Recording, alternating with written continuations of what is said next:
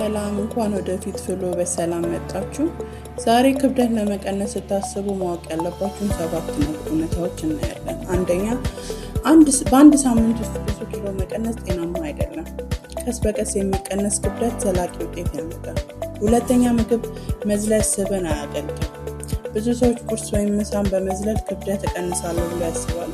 ነገር ግን በጣም ከመጠን በላይ እንዲመገቡ ያደርጋቸዋል። ሶስተኛው፣ የምትጠጡት ውሃ በቀን ቢያንስ 2 ሊትር ውሃ መጠጣት አለባችሁ።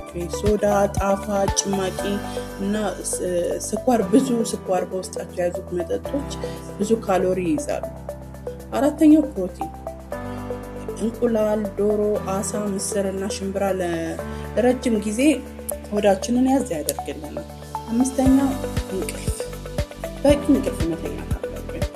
በቂ እንቅልፍ ካላገኘን የራብ ስሜት ይጨምራል፣ ድካም ይሰማናል።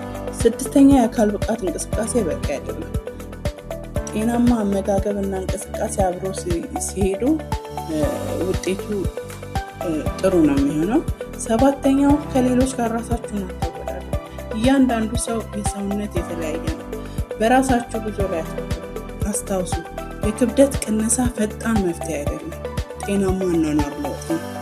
ለተጨማሪ የጤናና የአካል ብቃት ምክሮች ፊት ፍሎን ሰብስክራይብ በማድረግ ይተባበሩን። አመሰግናለሁ።